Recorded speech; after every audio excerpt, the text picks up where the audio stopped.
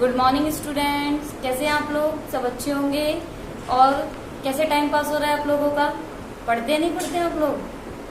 चलो कोई नहीं, मैंने आप लोगों के कहने पर इलेक्ट्रॉन की डिस्कवरी का पार्ट फर्स्ट का वीडियो अपलोड कर दिया है। आप उसको देख लीजिएगा और उसमें कोई भी प्रॉब्लम हो तो प्लीज मुझे कमेंट लिख के बताइएगा। आज हम पढ़ेंगे प्रोटॉन की डिस्कवरी के बारे में। मैं आपको बता चुकी हूँ पदार्थ के 3 मूलभूत कण होते हैं, इलेक्ट्रॉन, प्रोटॉन और न्यूट्रॉन। ठीक है, सबसे पहले हम इलेक्ट्रॉन की बात कर चुके हैं, कितना चार्ज है, कितना मास है, सब कुछ इसमें मैं बता चुकी हूँ। आवेश किसने दिया, कैसे गणना की, ये सारी बातें बहुत अच्छे से क्लियर कर चुके हैं एक एक एक्सपेरिमेंटल के थ्रू। ठीक है, आज हम प्रोटॉन की बात करेंगे कि प्रोटॉन क्या है, प्रोटॉन को नाम किसने दिया, प्रोटॉन पर आवेश कितना होता है। इन सब बातों को आज हम धीरे धीरे करके एक एक करके पढ़ेंगे। तो चलो हम स्टार्ट करते हैं। हम लोग बात कर रहे थे प्रोटॉन की खोज के बारे में। कल हम इलेक्ट्रॉन की खोज आपको बता चुके हैं कि किस तरीके से इलेक्ट्रॉन की खोज हुई थी। तो देखिए, आज हम बात करेंगे प्रोटॉन की खोज के बारे में कि प्रोटॉन की खोज कैसे हुई। आप लोगों को पता है कि हमने कल बात करी थी कैथोड किरणों की। कैथोड किरणें, इन्हें हम क्या बोलते हैं? ऋणात्मक किरणें भी बोलते हैं। तो जब इन किरणों की खोज हो गई थी, यानी कि कैथोड किरणों की जब खोज हो गई थी, तो उसके पश्चात क्या हुआ कि जो अन्य वैज्ञानिक थे वो परमाणु में उपस्थित, कि जो अन्य वैज्ञानिक थे वो परमाणु में उपस्थित अन्य कणों की खोज के बारे में उत्साहित हुए। अन्य कणों की खोज के लिए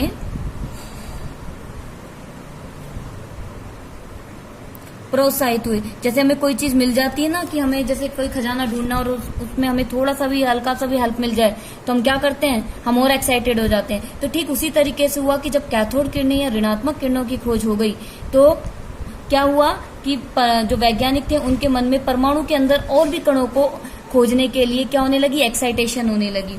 तो सबसे पहले 1886 में एक साइंटिस्ट थे जिनका नाम है गोल्डस्टीन।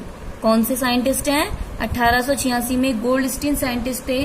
उन्होंने एनोड किरणों के माध्यम से, कौन सी किरणों के माध्यम से? एनोड किरणों के माध्यम से किसकी खोज की?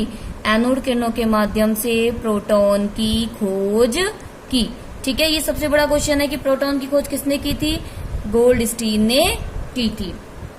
ठीक है, इनने जो अपना प्रयोग किया था वो सेम वही प्रयोग था, बस फर्क थोड़ा सा था। मैं आपको बताती हूँ कैसे। हम सबसे पहले वही क्या लेंगे? एक कांच की कठोर नली लेंगे। ठीक है, अब आपको फर्स्ट इतना सा फर्क करना है कि आप यहाँ देखोगे कि ये हमने क्या माना था? एनोड। एनोड पर कौन सा साइन होता है? पॉजिटिव।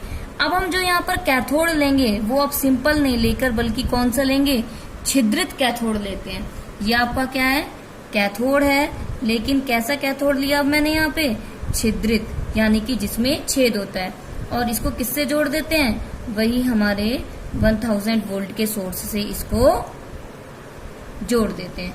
ठीक है, और यहाँ पर क्या लगा दिया जाता है? एक निर्वात पंप लगा दिया जाता है। मैंने आपको पहले भी बताया था कि निर्वात पंप क्या करता है? यहाँ दाब को नियंत्रित रखता है और एक्स्ट्रा वायु को बाहर निकालने का काम करता है। तो हम ये देखते हैं कि गोल्डस्टीन ने 1886 में क्या किया कि ये विसर्जन नलिका ली और इस विसर्जन नलिका में क्या किया? पुनः प्रयोग किया। बस फर्क क्या रखा कि यहाँ पर इन्होंने कैथोड की जगह कैसा कैथोड काम में लिया है? छिद्रित कैथोड को काम में लिया और उसको किससे जोड़ दिया? 1000 वोल्ट से जोड़ दिया। ठीक है, और यहाँ पर जो दाब रखा गया था वो भी 10 की पावर -4 वायुमंडलीय दाब को रखा गया था। ठीक है, कि यहाँ जो प्रेशर होगा वो कितना होगा? 10 की पावर -4 होगा। तो आप देखोगे कि यहाँ पर आपको पता है कि यहाँ पर हम दोनों साइड क्या लेप लगाते हैं? पहले भी मैं आपको बता चुकी हूँ। यहाँ पर हम जिंक सल्फाइड का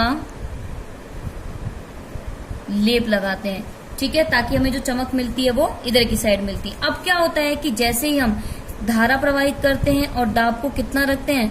10 की पावर -4 वायुमंडलीय दाब रखते हैं, तो आप देखोगे कि अब पहले जो किरण कहाँ से निकल रही थी? इधर से जाकर इधर चमक दे रही थी। अब ऐसा नहीं था, अब था कि जो चमक है वो इधर की साइड आ रही है।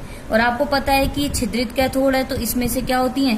धीरे धीरे धीरे किरणें निकलती रहती हैं और इनकी जो दिशा होती है वो कैथोड किरणों की दिशा के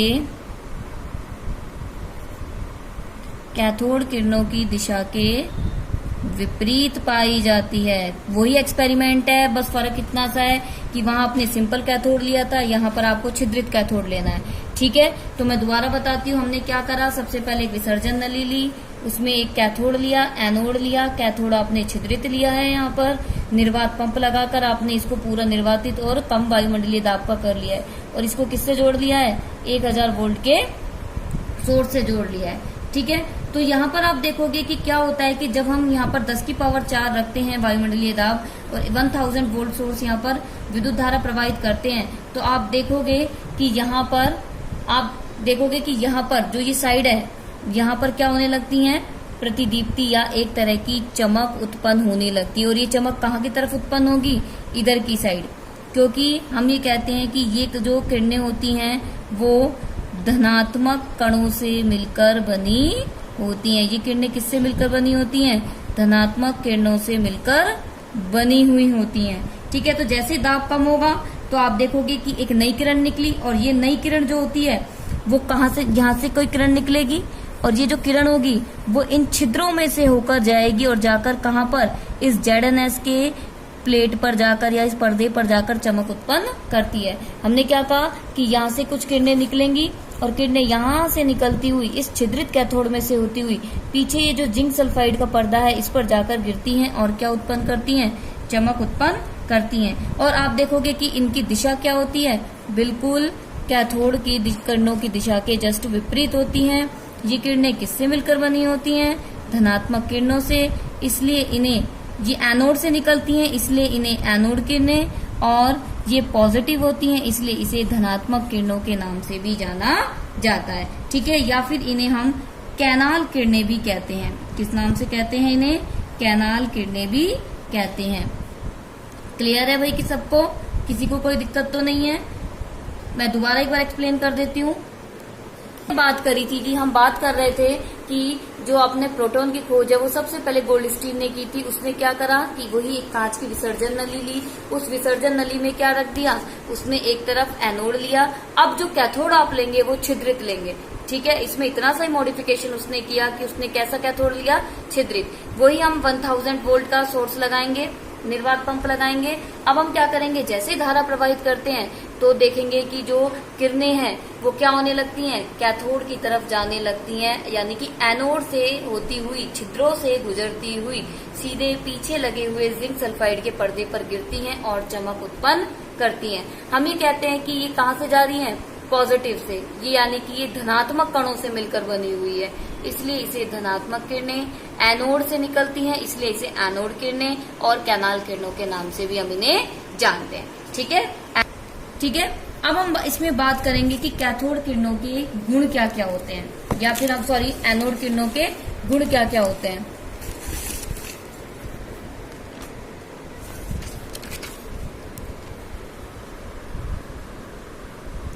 एनोड किरणों के गुण, जैसे हमने कैथोड किरणों के गुण पढ़े थे वैसे ही एनोड किरणों के गुण होंगे।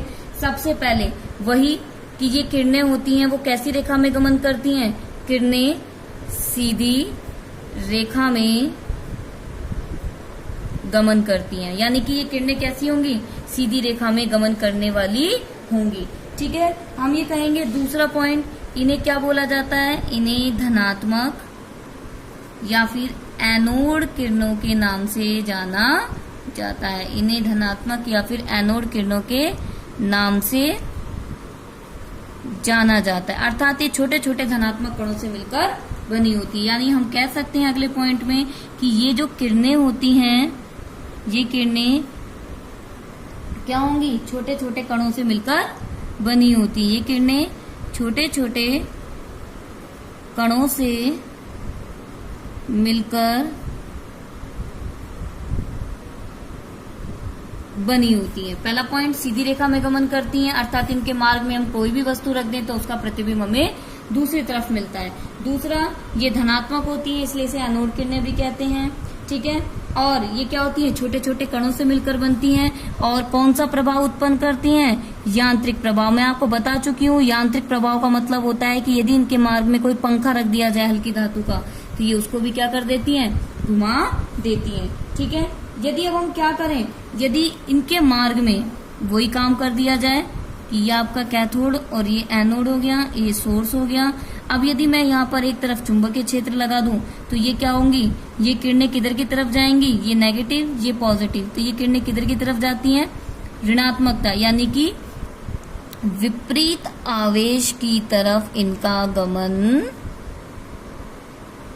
विपरीत आवेश की तरफ इनका क्या होता है, गमन होता है, क्योंकि ये जो किरणें होती हैं वो पॉजिटिव होती हैं और जो ये चार्ज होते हैं वो कैसे होते हैं, या हम यूं कहें कि चुंबकीय क्षेत्र लगा रहे हैं तो ध्रुवों की बात करेंगे, एक पॉजिटिव और एक नेगेटिव ध्रुव। तो ये किस ध्रुव की तरफ जाएंगी, ये नेगेटिव ध्रुव की तरफ गमन करती हैं। ठीक है, फिर हम ये कहेंगे कि इसमें अगला पॉइंट ये है कि जो इनमें भेदन क्षमता पाई जाती है, भेदन क्षमता यानी कि पार करने की क्षमता, यदि इनके मार्ग में हम कोई धातु की प्लेट रख दें तो ये किरणें उसे पार कर जाती हैं। ठीक है, ये होती है भेदन क्षमता। लेकिन जो ये भेदन क्षमता होती है वो कैथोड किरणों की कंपैरिजन में कैसी पाई जाती है, कैथोड किरणों की तुलना में प्राय कम पाई जाती है। ठीक है, ये बात भी हो गई है।